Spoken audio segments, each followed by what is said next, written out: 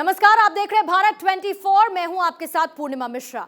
श्रीलंका के बाद भारत का एक और पड़ोसी भूटान अब जबरदस्त आर्थिक संकट की चपेट में आ चुका है।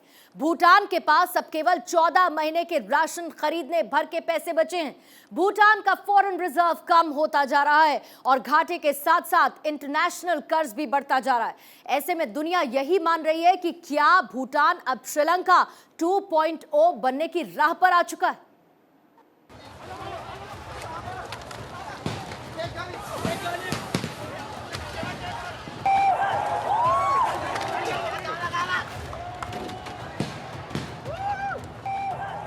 ये भारत के दक्षिण पड़ोसी देश श्रीलंका का हाल हर किसी ने देखा।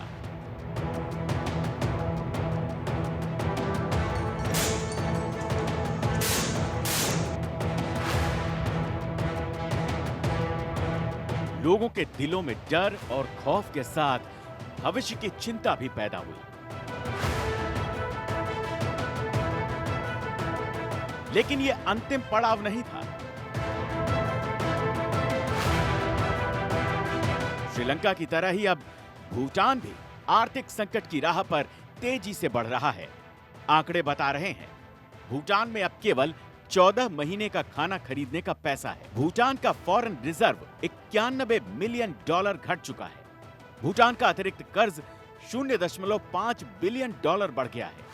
भूटान ने गाड़ियों के आयात पर रोक लगा दी है। भूटान के ताज़ा आर्थिक हालात को देखते हुए भूटान के वित्त मंत्री नामगे शेरिंग ने कहा है कि भूटान अज्ञात गंतव्य की ओर बढ़ रहा है, लेकिन सरकार आयात को प्रतिबंधित करने का कोई विचार नहीं कर रही है, न ही उसके पक्ष में है। लेकिन अपने विदेशी भंडार को सुरक्षित और संरक्षित करने के लिए वो हर संभव कोशिश करेगी। मैं ये नहीं कह सकता कि आर्थिक संकट का कोई खतरा नहीं है। मैं ये नहीं कह सकता कि हम संकट में नहीं हैं। साथ ही मैं ये नहीं कह सकता कि हम सहज हैं। भूटान के वित्त मंत्री नामगे शेरिंग ने हाल ही में जो बजट पेश किया था वो भूटान का अब तक का सबसे ज्यादा राजकोषीय घाटा वाला बजट था। भूटान के बजट में राजकोषीय घाटा जीडीपी का 11.25% है। भूटान के राजकोषीय घाटे को 283 मिलियन यूरो आंका गया है। भूटान की इकोनॉमी में आधे से ज़्यादा टूरिज्म की इनकम होती है, राइट। वो सारा ख़त्म हो गया। एवरेजली करीब 3 लाख 3.5 लाख लोग हर साल आते थे भूटान। कोविड के बाद 30,000 भी नहीं हो गए वो, तो वो गया इनकम का सोर्स, राइट। उसके अलावा दुनिया भर में तेल और फूड की महंगाई, सारा कुछ महंगाई, वो महंगाई हुई। उसके अलावा उनकी जो करेंसी है गुलत्रम, उसकी वैल्यू थोड़ी गिरी क्योंकि वो रुपी से लिंक्ड है। तो अगर हम देखेंगे डॉलर के साथ भारत का रुपया भी गिरा है, तो वहाँ उनका भी वो जो गुलट्रम है वो भी गिरा है।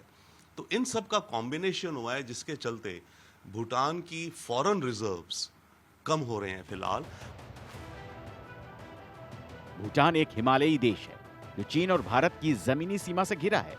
इसीलिए इसे जरूरी सामानों के लिए भारत और चीन के आयात पर निर्भर होना पड़ता है।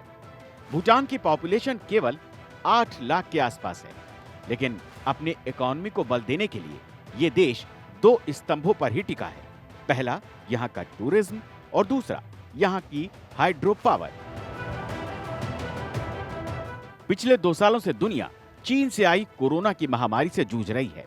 दुनिया में लोगों का आना जाना बंद हो गया था, तो भूटान में पर्यटन इंडस्ट्री की कमर टूट गई और यही सबसे बड़ी वजह बनी भूटान जिसके बाद कंगाली की कगार पर आ गया। भूटान की इकोनॉमी इस समय एक इकोनॉमिक क्राइसिस, फॉरेक्स क्राइसिस से गुजर रही है। भूटान के अंदर फॉरेक्स रिजर्व्स यानी विदेशी मुद्रा भंडार की बहुत कमी हो गई है। देखिए, भूटान की इकोनॉमी प्राइमरीली टूरिज्म के ऊपर डिपेंड करती थी। अब हम सब जानते हैं पिछले 2 साल से कोरोना के कारण ग्लोबली टूरिज्म बहुत इंपैक्ट हुआ है। भूटान के अंदर हिंदुस्तान से और बाकी दुनिया से बहुत टूरिस्ट जाते थे।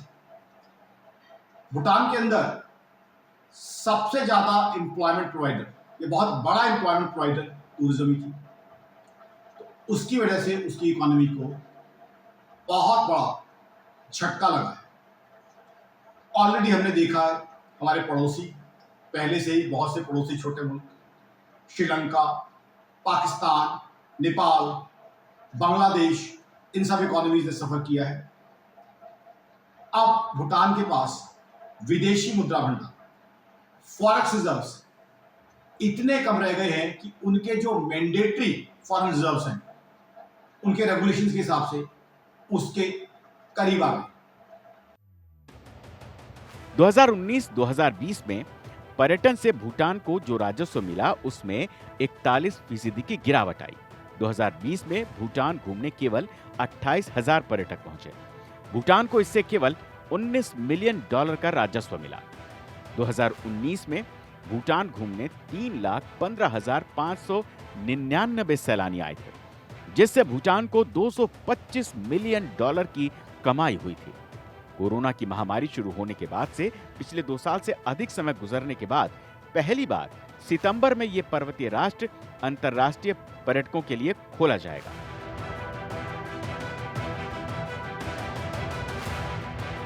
ऐसे में भूटान ने अपने देश में टूरिज्म रेट को 3 गुना बढ़ा दिया है। एक रात के लिए अब एक टूरिस्ट को देने होंगे $200। ये शुल्क सस्टेनेबल डेवलपमेंट के लिए लिया जाएगा। इससे पहले यह शुल्क $65 हुआ करता था। इस साल मई में ही भूटान के लोकनाथ शर्मा ने खाने पीने की चीजों के दाम और उनकी आपूर्ति को लेकर चिंता जाहिर की थी।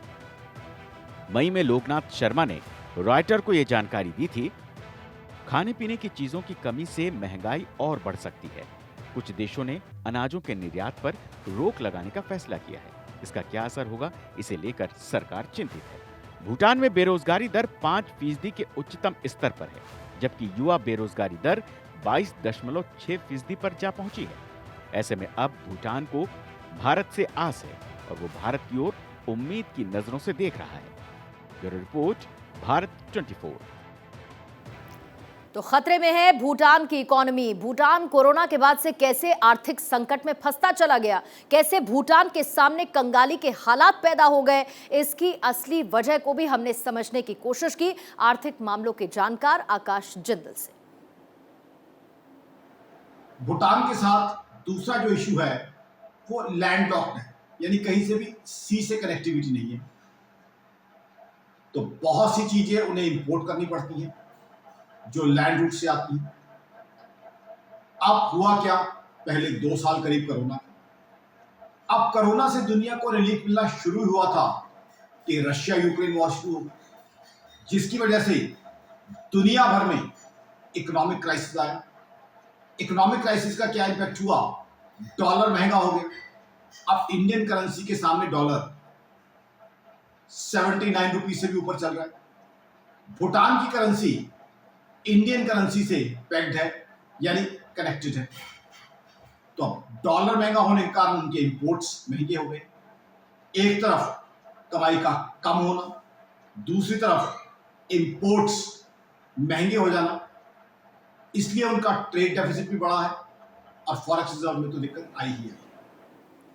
तो भूटान ऐसा देश है जो चारों तरफ से जमीन से घिरा है और इसीलिए भूटान भारत के लिए काफी जरूरी हो जाता है, क्योंकि अगर भूटान भी श्रीलंका और पाकिस्तान की तरह चीन के छलावे, झांसे या चाल में फंस गया तो उसकी भी दुर्गति निश्चित है। इसीलिए भारत को भूटान की सहायता जरूर करनी चाहिए और भूटान को भी भारत से सीखते हुए अपनी अर्थव्यवस्था को डिफरेंशिएट करना बहुत जरूरी है। एक बहुत बड़ा लेसन है भूटान के लिए भी। उन्होंने अपनी इकोनॉमी में सबसे बड़ा फोकस रखा टूरिज्म पे और कुछ हद तक वो पावर एक्सपोर्ट्स यानी इलेक्ट्रिसिटी एक्सपोर्ट करते थे हिंदुस्तान। यानी भूटान ने अपनी इकोनॉमी को डाइवर्सिफाई नहीं किया, एक ही चीज के ऊपर बेस रख लिया, उसने उन्हें दिक्कतें दी। भूटान को सीखना चाहिए हिंदुस्तान से।